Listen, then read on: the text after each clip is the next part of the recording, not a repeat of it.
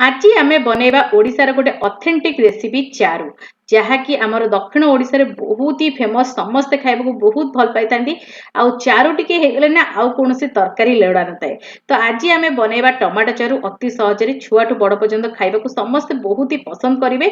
तो आज ओडिया बहू ता स्टाइल रे किपरि एई टमाटो चारू बनैछि चलंतु देखिनबा। नमस्कार, ओडिया बहू रोसई को आपण मानको बहुत बहुत स्वागत। टमाटो चारू बनैया पई एठी देखंतु म आधा किलो टमाटर नेइथिली आउ एठी मु देसी टमाटर यूज करछि आउ छोटो साइज रो टमाटर यूज करछि।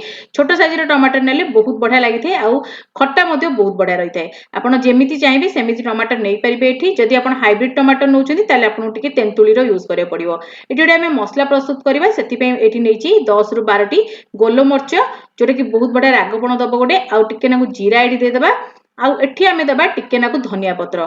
आपण चाहिले एठी सोरिष मध्ये टिके ऐड कर परिबे। बहुत लोक सोरिष मध्ये ऐड करथांती किंतु मु जेमिति बनाए आउ मो घर लोक जेमिति पसंद करंदी मु एठी बनेगी सेटा आपण मानकु देखौची। तो एठी देखुनु मो एई मसला को भलो भाबरे छेची दउची कारण एई मसला हमको आगु को दरकार पड़िबो। तो आगु आमे रेडी करके रखिनबा। तो आकु पूरा भलो भाबरे पूरा दर छेचा करके भलो भाबरे छेची नेबे। तो मसला तो हमर रेडी हे गलानी। तो एठी देखुनु छेची देची भलो भाबरे। तो एबे आमे आकु साइड रे रखिबा आउ चारू पई प्रस्तुत करबा। तो आज मु आपण मानकु पूरा ऑथेंटिक वे रे जेमति चारू बना जे सेटा बनेकी देखिबी।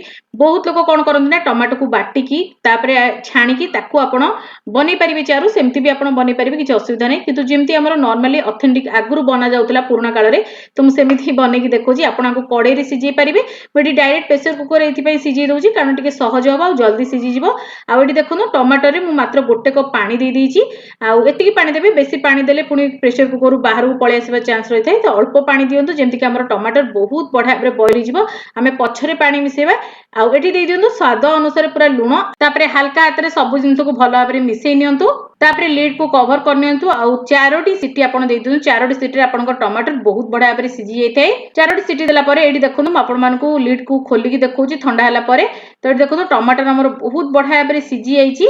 तापरे देखुनु एठी गोटे जो हमर डाली घोरा आसी थाय किबा आपण जो पोटाटो स्माशर सेइथिरे आपण एमति भलो भाबरे मिक्स कर नियंतु। तो आपणकर टमाटर टी बहुत बढ़िया भाबरे सब फिटी जिवो आ बहुत बढ़िया भाबरे ब्लेंड टाइप रो होई जिवो। जदि आपनको ए स्टेज लागुची नै टमाटर रो चोपा रहि जाउची ताले आपनको प्रॉपर ठंडा कर नियंतु। तापरे ब्लेंडिंग जार देकी ब्लेंड करि परिबे।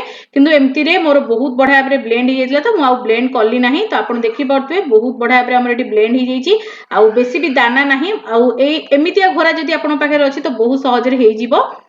तो ये देखो आमर एति पतला अच्छी तो किंतु आम ये आउ कि पानी मिसेबा जेमति कि आमर गोटे सेमी थिक चारू तैयारी होबा और खाइबा को बहुत टेस्ट लागिवो। तापर एठी मैं गोटे ग्लास पानी दे देइथिली आउ आपनकर जेतिकी दरकार मोटा पतला आपण एठी कम बेसी करि परिबे। आउ एठी पूरा ठीक मेजरमेंट थिला मोर आपनक हिसाब रे आपण कम बेसी पानी देई परिबे। एबे चलंतु आमे भलो भाबरे छुंको देई दबा।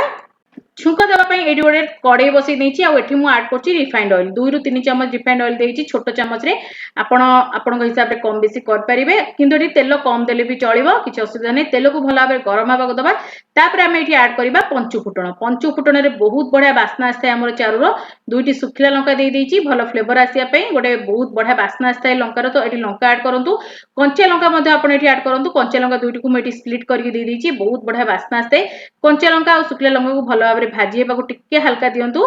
तापरे आमे ऐड करबा जो आमे छेची की रखथिले मसला आपण ए मसला को प्रेशर कुकर रे बॉईल कला बेले भी देई परिबे। जेतु मु प्रेशर कुकर रे बॉईल करथली तेनु करी मैं एठी ऐड करनी।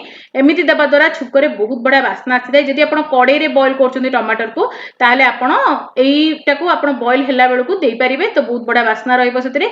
तो एबे आमे एई मसला को टिके हल्का भाजी नबा। तापरे एठी गोटे मीडियम साइज रो प्याज को चॉप करके देई दीची। प्याज को आमे आधा आधी पूरा जेमति पिंक कलर हे जिवो सेई पर्यंत आमे प्याज को भलो भाबरे टिके भाजी नबा। एठी देखो प्याज हमर बहुत बढ़िया भाबरे भाजी आसलानी टिके पिंक कलर टाइप रो हे आसलानी।